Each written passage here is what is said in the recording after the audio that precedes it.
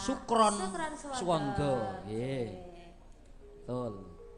Sowan menyang kutha gedhe.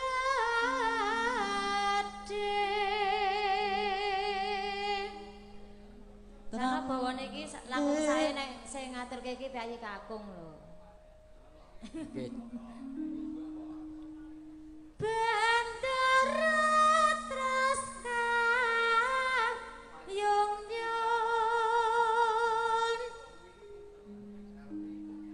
Selendang kuning. Selendang kuning. Kang saking ukir.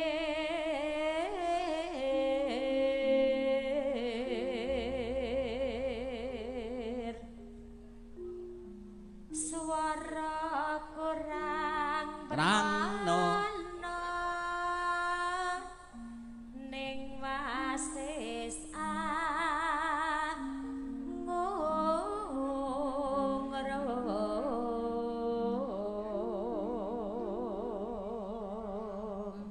Meleset-meleset kaya rebape dipleset-pleset gitu dadi ya. Oke, niki kreasi kok. Kreasi. Padune bleroe kok hebaten. Nanding Hangung romarang benggara sang Tiah Sulistya pijer gincangake alis persiapan Aak Panut nggih. Monggo persiapan anak-anak. Anak-anak. Nggih. Ya, iki anak-anak kabeh soalnya nek sik untune barang wong kukul men ya. Terus bojone amba dhewe. Iya. Wajan. Nggih. Pak Dukuh saking Boyo persiapan. Kok Nek ket mau kok nyambi ndelok film wae iki. Angkat ditekoni ndelok apa to Mar? Ndelok ketoprak iki lho. Toprake jebule toprak Jepang. Niku duka-duka manuh ya niku. Anak-anak, ayo semuanya. Koncone ndelok nek tak kira.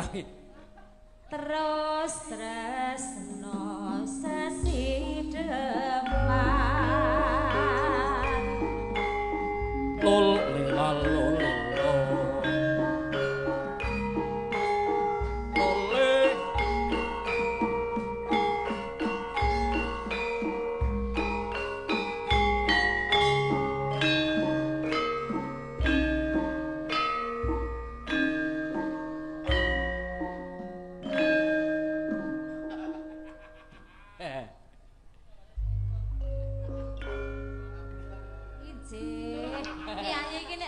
Mondak mandek lho.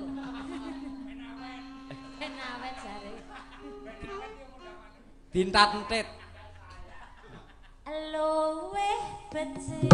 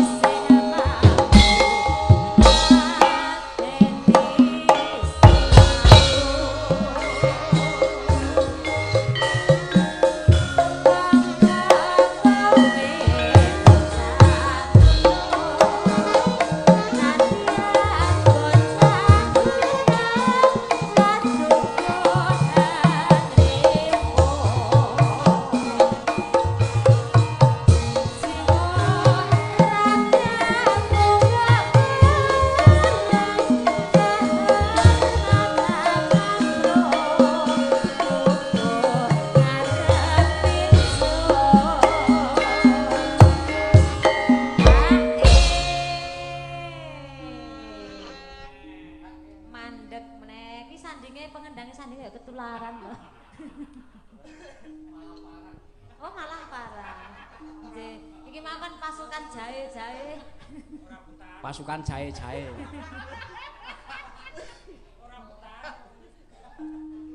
Nano Urip ana kutha gedhe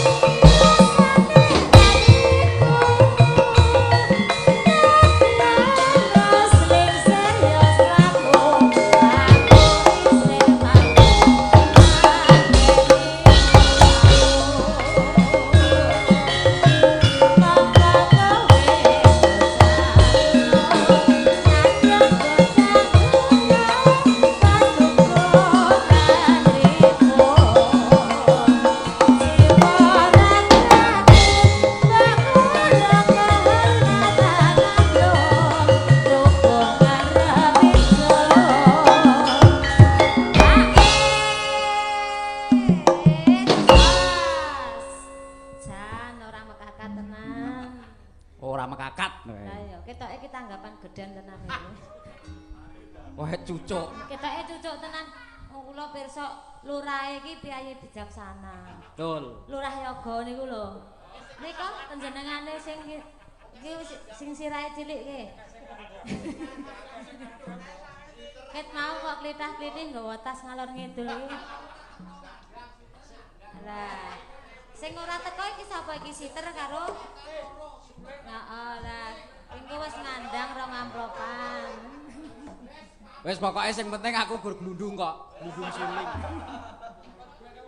Aku anake gur manut diakali ya monggo, ora ya monggo.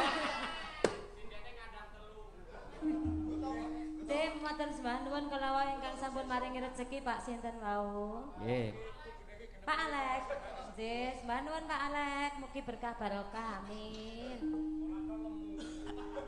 Urip ana